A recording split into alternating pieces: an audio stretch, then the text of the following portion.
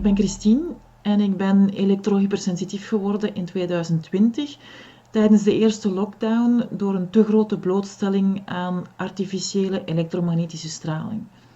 Ik ben dus weg moeten vluchten uit mijn huis, weg van mijn vrienden, weg van mijn familie en weg van mijn job. En ik ben vertrokken in een campingcar en heb een schuilplaats gevonden in het bos gedurende een bepaalde periode. Ik heb nu gelukkig een woonst kunnen vinden op een plaats waar zeer weinig straling is en waar ik mij goed voel.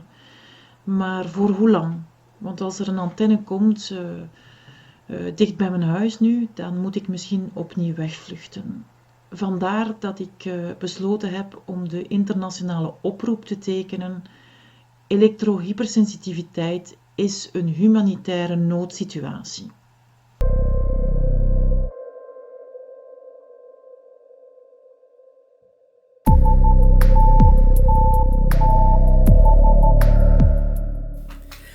Bonjour, je m'appelle Cécile, je suis électrosensible depuis 2012. J'étais à l'époque professeure de l'éducation nationale et j'ai dû m'arrêter de travailler avant l'âge de la retraite. Je ne pouvais plus enseigner. J'ai dû quitter mon logement de la région parisienne. Depuis, j'ai déménagé plusieurs fois et j'ai même dû mettre mon fils qui était étudiant à la porte pour partir de mon logement. J'ai énormément de symptômes et je connais beaucoup d'électrosensibles depuis qui souffrent énormément. Nous sommes tous en souffrance et nous cherchons désespérément des zones habitables où notre santé peut se maintenir. Et c'est pour ça que j'ai signé l'appel « L'EHS est une urgence humanitaire ».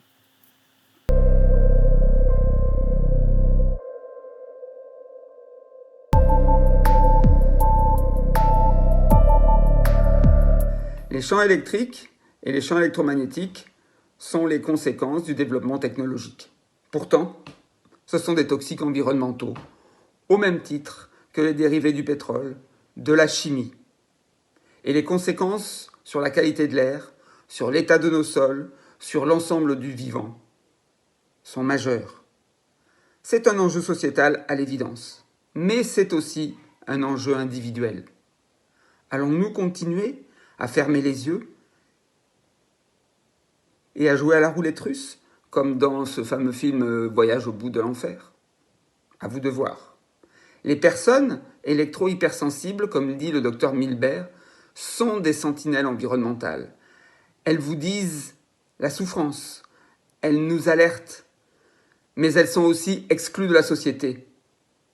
C'est pour cela que nous souhaitons le dénoncer et nous vous proposons de signer l'appel « L'électro-hypersensibilité est une urgence humanitaire ». Nous comptons sur vous.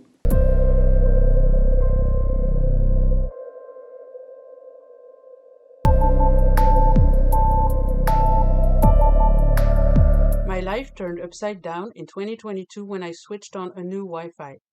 In an instant, I became electro-hypersensitive. We no longer have access to normal life, to public spaces, to doctors, dentists, hospitals, healthcare. 13 months ago, a new antenna was added 1 kilometer away from my home. Since then, I've been locked down in my kitchen. It is my only safe place, and yet, I consider myself lucky to be able to spend the winter in the warmth of my home. I have a special thought for my fellow EHS who fled to the woods, in precarious shelters, in cars, in caravans, the so-called EMF refugees whom nobody cares about. This is a real disgrace. For all these reasons, to save my life, in solidarity with those who suffer, I sign the appeal. Electro-hypersensitivity is a humanitarian emergency.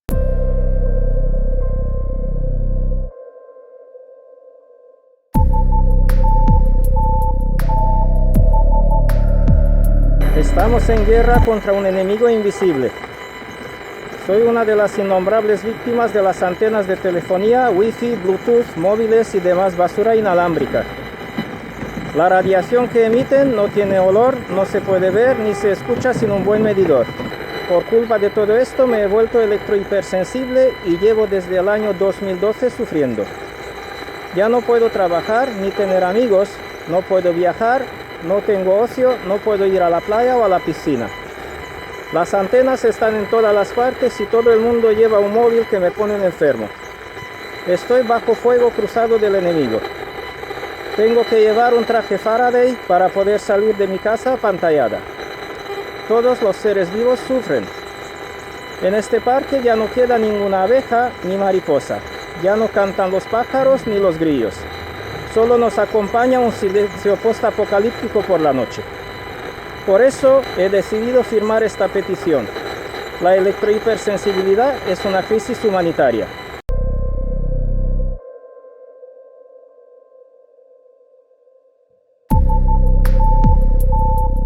J'ai signé l'appel «L'EHS est une urgence pour l'humanitaire».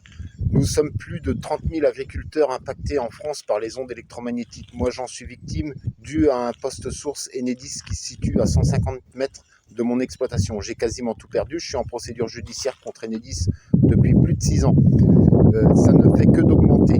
Il y a des cas de clusters de cancer pédiatrique, des cas de clusters de malformation pédiatrique, la maladie de Charcot, la maladie de la sclérose en plaques, Alzheimer, etc. J'en passe, énormément de maladies qui sont dues à ça. Il faut que tout le monde se réunisse pour que ce scandale sanitaire majeur explose partout, parce que tout le monde entier est concerné. J'ai rencontré Macron, j'ai rencontré le ministre par 2 fois, le ministre de l'Agriculture, tous les grands présidents des différents organismes agricoles. Ils savent tout, j'ai tout filmé. Ils savent tout ce qu'il se passe, mais ne font rien. Il faut que tout le monde se réunisse pour que ce scandale explose partout. Merci.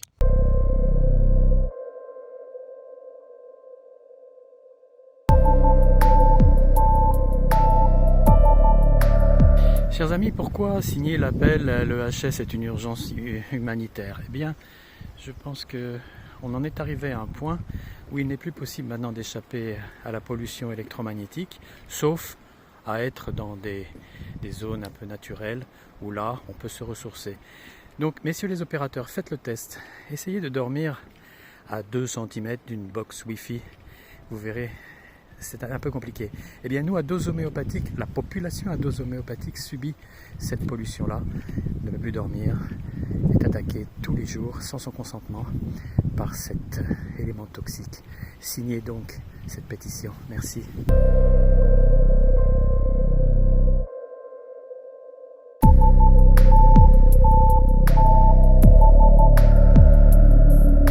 Hello, my name is Amir Borstein and I am an EHS person from Israel.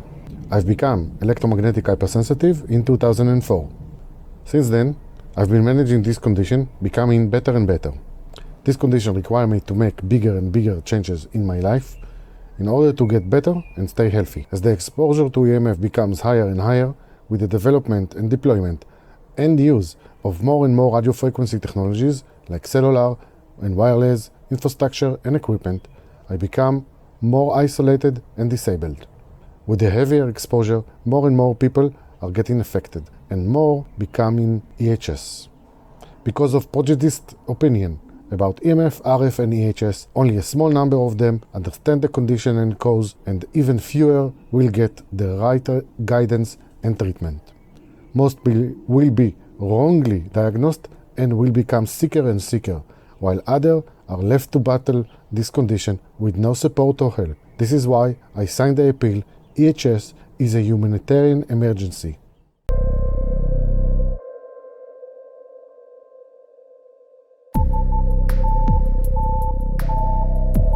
It all started with 2 brain MRIs within a span of a few days. I subsequently developed severe disabling electrohypersensitivity. Prolonged exposure to cell towers, cell phones, Wi-Fi, and even hardwired computers caused me to have life-threatening reactions.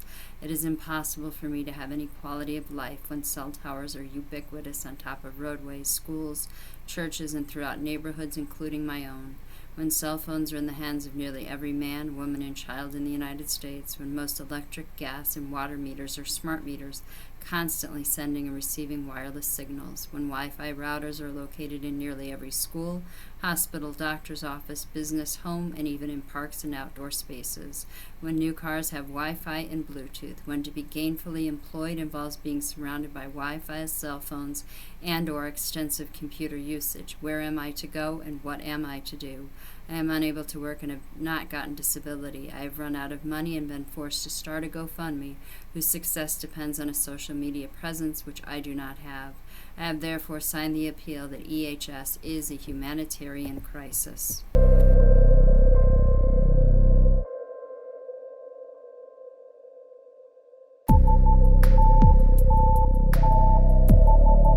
I'm Lily. I'm in a nursing home in Minneapolis, state of Minnesota, the United States. We are inundated by electromagnetic energy in this place because of old wiring that can't handle the technology, and it bleeds into my room at night for a year and a half. I've developed ovarian cysts, cataracts, burning in other parts of my body, and I was supposed to be a computer software trainer. Guess what? That did not work out. We need to stop this from happening. We're not the only ones dealing with it, but we have to have a voice, even if we're scared. People are making money off of the hurting of our physical bodies and other parts of nature. We have to do this together. And yes, I have signed the appeal that electrohypersensitivity is a humanitarian emergency. Let's do this together, folks. Let's open up our voices. Stay safe.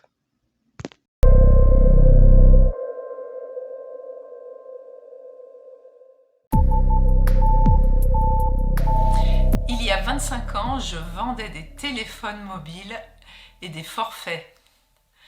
J'avais pris le forfait Millennium, vous savez, le premier forfait illimité. Quelle aubaine de pouvoir téléphoner pour la première fois en illimité.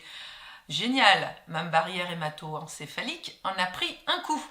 Il y a 18 ans, je me suis fait poser les implants de stérilisation Essure. Il a fallu 14 ans pour que je me rende compte, que je fasse le lien avec tous les problèmes de santé que j'avais. Les implants Essure contenaient des métaux lourds, des nanomatériaux à mémoire de forme. Il y a moins d'un an, je me suis fait retirer les implants Essure, ma santé s'améliore, je fais ce qu'il faut. Par contre, vu que les ondes ne cessent d'augmenter, je suis toujours très impactée par celles-ci et je reste beaucoup à la maison. Et en faisant très attention. Nous, électroconscients, électro-impactés, EHS, nous ne sommes pas des anormaux. Nous sommes juste les premiers à dire que les ondes électromagnétiques artificielles détruisent progressivement toutes sortes de vies sur Terre. J'ai signé l'appel EHS est une urgence humanitaire.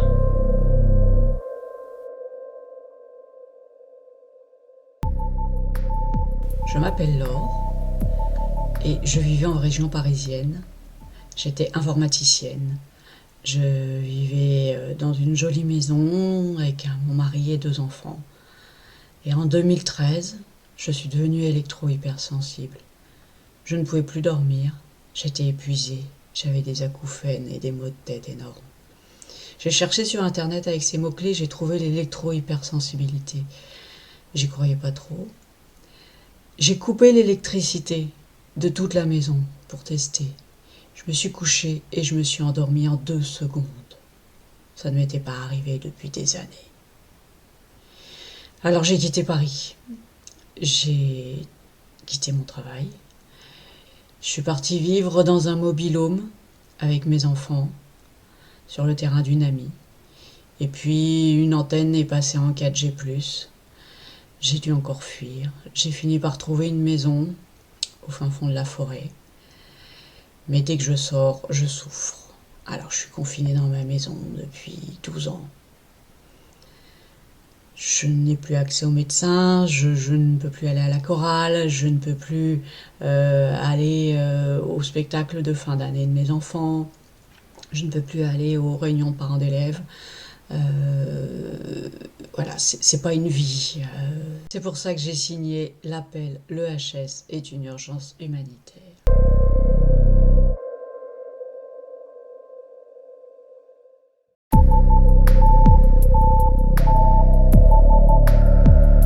Je suis EHS depuis l'enfance. J'étais musicienne professionnelle, j'avais une jolie carrière. J'ai dû tout abandonner le 17 mars 2017 quand je suis devenue invalide. Grâce à Swisscom, l'entreprise de téléphonie suisse qui est passée au tout numérique, qui nous a obligés à avoir un modem avec Wi-Fi en permanence, sans nous dire qu'on avait un Wi-Fi et sans nous dire qu'on ne pouvait pas l'éteindre. Ma vie est devenue intenable. Je m'évanouissais, ma peau s'est mise à brûler et ça se remarquait, c'était pas juste psychologique. La température était réellement plus élevée. Mes organes internes brûlaient aussi. Mes yeux me sortaient de la tête, j'avais l'impression qu'on m'arrachait les dents avec des tenailles. Je me suis réfugiée à la cave et j'ai compris que ma vie en Suisse était finie. Alors je me suis réfugiée ici au Maroc, dans le désert, loin de tout. Ils m'ont planté une antenne à 3 km, mais c'est supportable parce que c'est suffisamment loin. À la maison, je peux vivre sans vêtements de protection parce que je n'ai pas d'électricité. Je n'ai pas non plus de gadgets électroniques. En dehors de la maison, je suis obligée de porter des vêtements de protection. J'ai signé l'appel, même si je vais beaucoup mieux depuis que je suis ici. L'EHS, c'est une urgence humanitaire au même titre que l'a été l'amiante. Signez-le vous aussi, s'il vous plaît. Aujourd'hui, c'est moi qui suis malade. Demain, c'est vous. Après-demain, c'est vos enfants. Signez.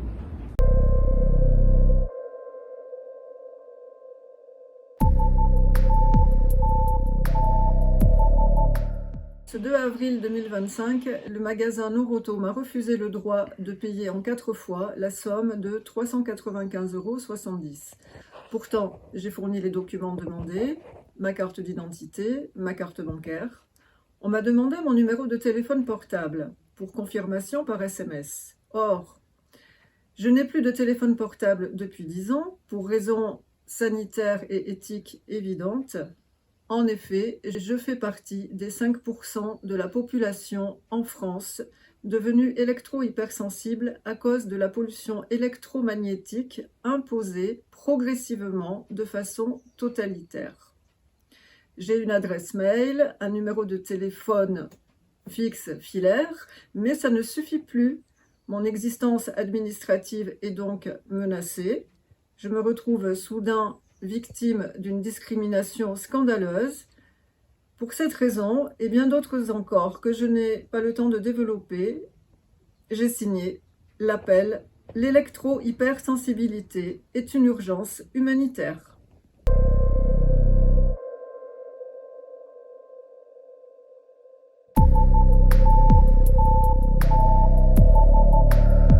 Ich heiße Claudia und komme aus Deutschland.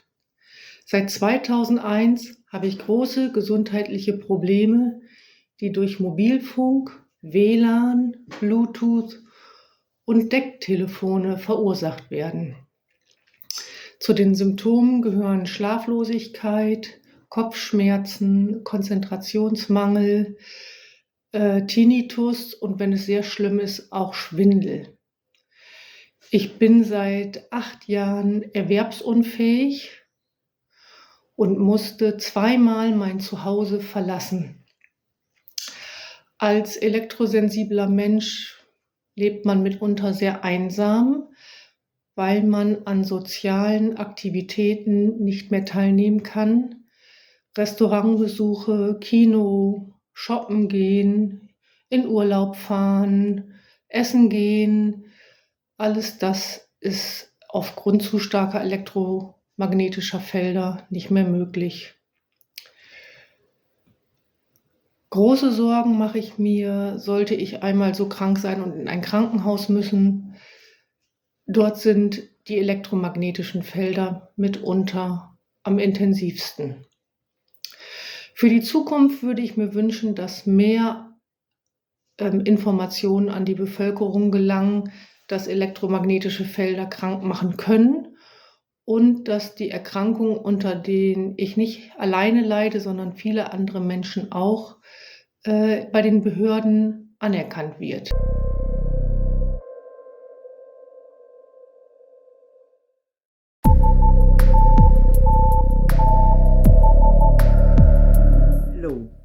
My name is Nurit and I am from Israel. For 20 years, I worked as a manager in a big company. Before, I was a gymnastic trainer after being a professional gymnast. In 2019, I began experience strange symptoms like very strong headaches, strong heartbeats, sore eyes, and more. I also noticed that time that cell towers popped up everywhere in a very short time. Very fast, I understood that my body became hypersensitive to radiation. I had to quit my work, leave my home, and find a place to live in. In nearly 5 years, I hardly can go out of my home, and I try a lot of treatments in order to feel better. If it happened to me, it can happen to everyone. And this is why I signed the appeal. EHS is a humanitarian emergency.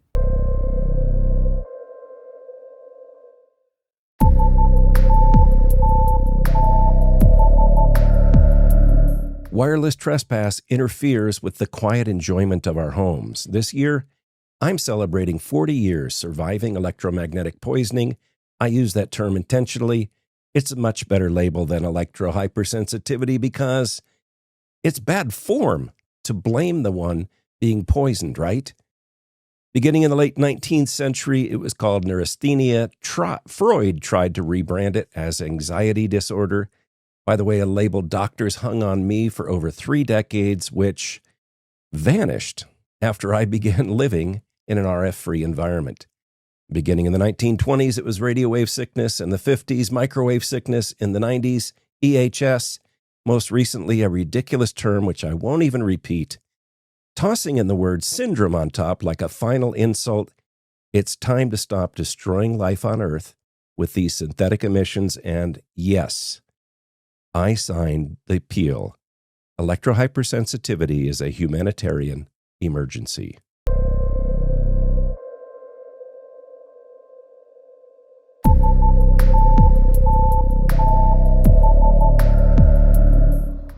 My name is Daniel, and in 2012, after about 15 years of working intensely with technology and wireless setups, I became quite ill, and I couldn't figure out what it was till I pieced it together, and it turned out that if I removed any wireless exposure, I was feeling okay.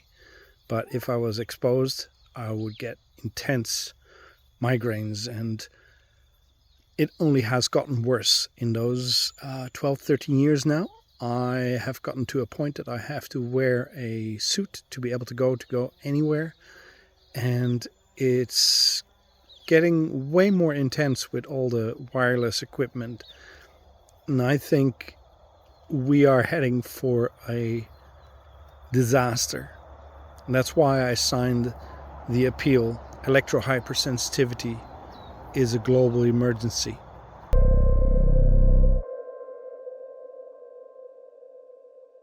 J'invite tous les EHS victimes des infrastructures de télécom et d'énergie à venir signer la pétition EMP Victimes, avec un S et sans E à la fin, à venir signer cette pétition et à laisser son témoignage. Et je vous invite tous aussi à appeler tous ceux que vous connaissez qui sont impactés par ces nuisances, à venir témoigner pour qu'il y ait le maximum de signatures. Un maximum pour faire le plus de bruit possible. Merci à vous, au revoir.